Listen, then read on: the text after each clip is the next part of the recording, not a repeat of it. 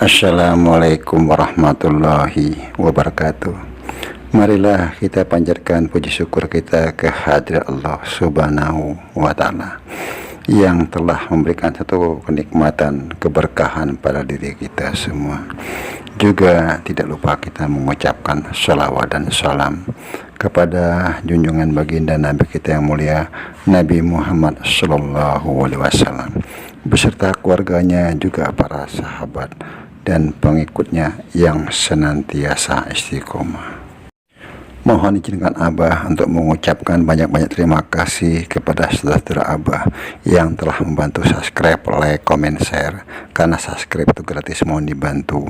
Dan Abah tidak lupa mendoakan saudara-saudara Abah dimanapun berada dalam lindungan Allah Subhanahu wa Ta'ala, dimudahkan rezekinya, diberikan kesehatan sekeluarga.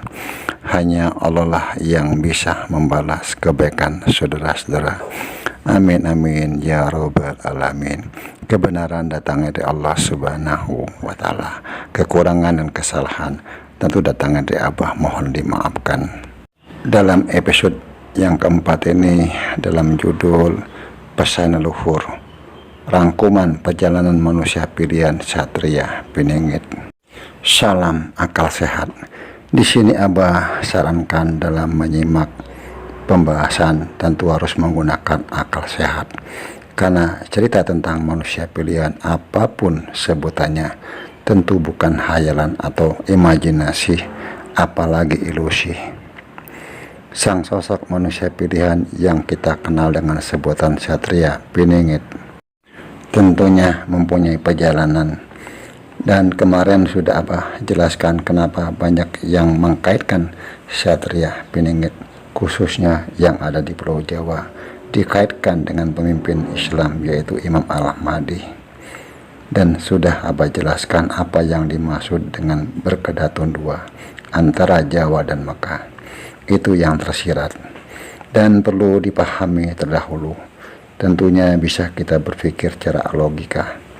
Dan kenapa sang sosok manusia pilihan Satria Piningit dengan sebutan satu raga 1000 jiwa, ini pun juga perlu dipahami dengan logika, karena satu raga dengan banyaknya sebutan seperti Ratu Adil, Bocah Angon, dan lain-lain. Jadi yang dimaksud dalam diri sang manusia pilihan terdapat jiwa-jiwa yang terpilih. Tidak hanya itu, dalam diri sang manusia pilihan terdapat juga roh kerasulan, yaitu Nur Muhammad. Nanti yang kita akan Abah bahas di dalam perjalanannya sebagai Imam Al-Mahdi versi Islam yang sedang ditunggu-tunggu kemunculannya. Tentu hanya Allah Subhanahu wa Ta'ala lah yang maha mengetahui kapan beliau dimunculkan sebaik-baik pembuat skenario, karena banyak yang menafsirkan tentang sosok manusia pilihan yang kita kenal dengan Satria Piningit dipilih oleh leluhur. Maka Abah tegaskan di video yang kemarin, episode pertama, bagaimana beliau terpilih sudah Abah jelaskan. Jadi cerita tentang sosok manusia pilihan ada alurnya, tidak asal-asalan, dan kita harus bisa mengikuti secara akal sehat. Kira-kira masuk logika tidak, yang harus dipahami terdahulu. Di sini yang memilih sang sosok manusia pilihan bukanlah leluhur, tapi Allah Subhanahu wa Ta'ala. Dan itu sudah dalam ketetapan dan kehendak Allah Subhanahu wa Ta'ala, karena Allah maha berkehendak dan maha kuasa akan kekuasaannya di langit dan di bumi beserta isinya. Di sini Abah tidak jelaskan lagi karena sudah Abah bahas di episode pertama bagaimana beliau terpilih. Itu yang perlu saudara Abah ketahui. Dan perlu diingat, manusia pilihan tidak dipilih oleh manusia. Dengan melalui proses pemilihan harus bisa membedakan mana manusia pilihan Tuhannya dan mana manusia pilihan manusia. Karena sudah Abah katakan di awal-awal, beliau sudah tertulis di Lauhul Mahfuz, yang dimana tertulis semua kehidupan manusia, dari beliau dilahirkan, kehidupannya sampai pada kematian. Jadi merupakan takdir.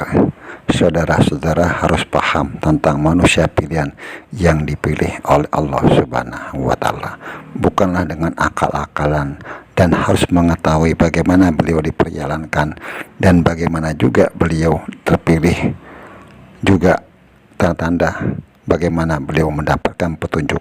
Tentu di sini harus memahami secara keilmuan atau dalam bidang spiritual, juga dalam beragama.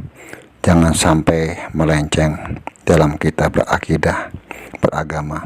Di sini Abah akan mencoba membuka tabir tentang sosok manusia pilihan dan perjalanannya, dan berkali-kali Abah katakan kebenaran hanya mutlak milik Allah Subhanahu wa Ta'ala. Di sini Abah hanya memberikan cerita yang terbaik, bisa dilogikakan secara akal sehat.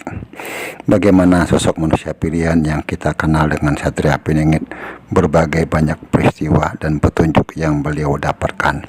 Di antaranya mendapatkan 7 pesan leluhur, munculnya sosok naga Antaboga atau naga bumi yang dikenal di masyarakat Jawa. Begitu juga dengan munculnya sosok manusia yang berpakaian serba merah seperti sosok Syekh Siti Jenar.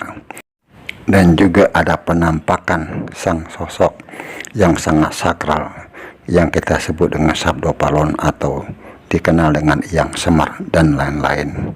Ini sosok sebagai cerita Satria Piningit. Tentunya akan Abah bahas satu persatu supaya alur cerita bisa diikutin dan dicerna dengan akal sehat tentunya. Di sini Abah akan bahas bagaimana beliau pertama mendapatkan pesan leluhur dan apa pesannya itu. Sebelumnya pernah kita mendengar tentang pembahasan manusia pilihan apapun sebutannya yang sempat viral yang dikemukakan oleh seorang syekh dari Mekah di tahun 2002 atau sampai 2005. Sang manusia pilihan mendapatkan petunjuk, tapi beliau tidak menjelaskan bagaimana beliau sang sosok manusia pilihan mendapatkan petunjuk dan bagaimana pula beliau diperjalankan. Kalau menurut dalam tafakur Abah ada kebenarannya bahwa sang sosok manusia pilihan tersebut mendapat petunjuk di tahun-tahun tersebut, di mana beliau sebutkan di atas. Baik, kita kembali ke awal pembicaraan bagaimana beliau mendapatkan pesan 7 amanah yang disampaikan oleh leluhur untuk sang sosok manusia pilihan apapun sebutannya. Dengan berjalannya waktu di dalam perjalanannya, entah itu di mana atau daerah mana, Abah tidak mampu untuk menembusnya. Hanya beliau sang sosok manusia pilihan itu yang tahu di mana beliau mendapatkan pesan yang disampaikan oleh para leluhur, yaitu ada 7 pesan. Yang pertama, perbaikan akhlak. Yang kedua, berikan contoh akhlak yang baik dari yang tua kepada yang muda. Yang ketiga, sambungkan silaturahmi. Yang keempat, ramaikan tempat ibadah. Yang kelima, kembalikanlah budaya lama. Yang keenam, lestarikan budaya adat istiadat yang sudah ada di Nusantara. Yang ketujuh, makmurkan dan sejahterakan masyarakat dan berikan keadilan yang seadil-adilnya. Jadi itu 7 pesan amanah yang diminta oleh leluhur untuk sang sosok manusia pilihan itu sendiri. Di sini Abah mendapatkan dalam tafakur di mana di awal-awal beliau diperjalankan dan menerima petunjuk dari leluhurnya.